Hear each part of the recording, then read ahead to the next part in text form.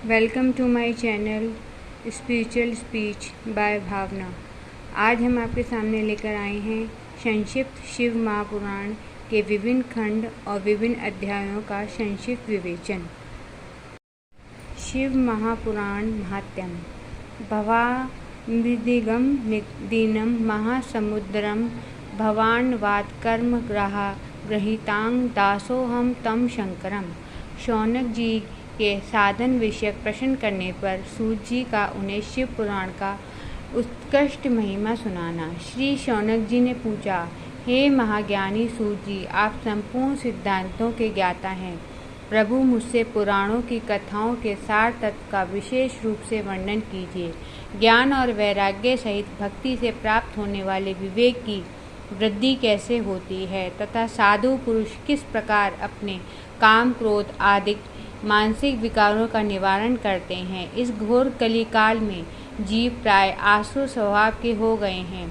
उस जीव समुदाय को शुद्ध बनाने के लिए सर्वश्रेष्ठ उपाय क्या है? आप इस समय मुझे ऐसा कोई शाश्वत साधन बताइए जो कल्याणकारी वस्तुओं में भी सबसे उत्कृष्ट एवं परम मंगलकारी हो तथा पवित्र करने वाले उपायों में भी सर्वोत्तम पवित्र कारक उपाय हो।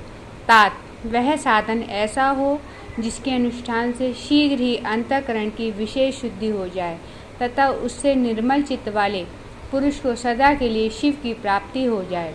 श्री सूत जी ने कहा, मुनीश्वर शौनक, तुम धन्य हो, क्योंकि तुम्हारे हृदय में पुराण कथा सुनने का विशेष प्रेम एवं लालसा है। इसलिए मैं शुद्ध बुद्धि से विचार कर तुमसे परम उत्तम शास्त्र का वर्णन करता हूँ। वत्स, यह संपूर्ण शास्त्रों के सिद्धांत से संपन्न, भक्ति आदि को बढ़ाने वाला तथा भगवान शिव को संतुष्ट करने वाला है। कानों के लिए रसायन अमृत स्वरूप तथा दिव्य है।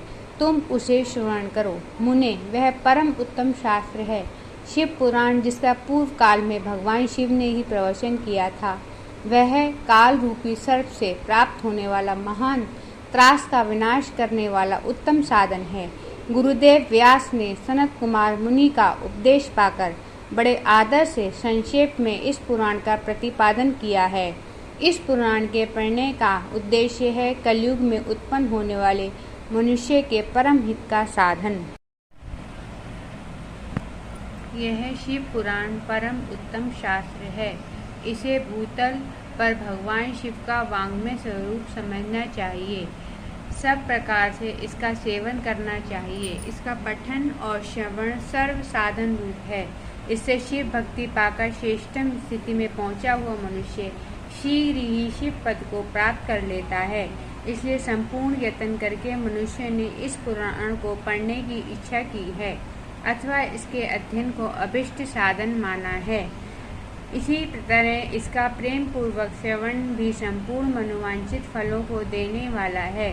भगवान शिव के इस पुराण को सुनने से मनुष्य सब पापों से मुक्त हो जाता है तथा इस जीवन में बड़े बड़े उत्कृष्ट भोगों का उपभोग करके अंत में शिव लोक को प्राप्त कर लेता है। यह शिव पुराण नामक ग्रंथ 24,000 श्लोकों से युक्त है।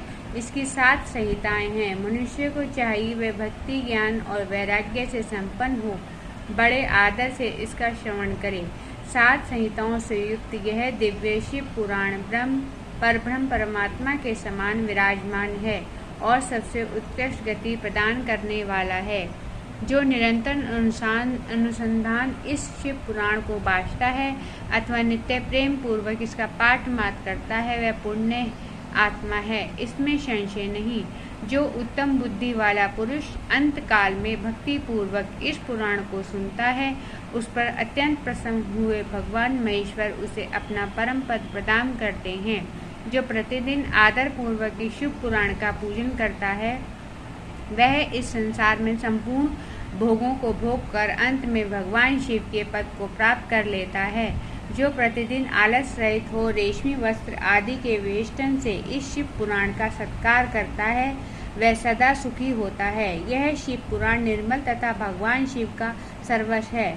जो इहलोक और परलोक में भी सुख चाहता है, उसे आदर के साथ प्रयत्न पूर्वक इसका सेवन करना चाहिए। यह निर्मल एवं उत्तम शिव पुराण धर्म, अर्थ, काम, मोक्ष रूप चारों पुरुषार्थ को देने वाला है, अतः सदा प्रेम पूर्वक इसका श्रवण एवं विशेष पाठ करना चाहिए।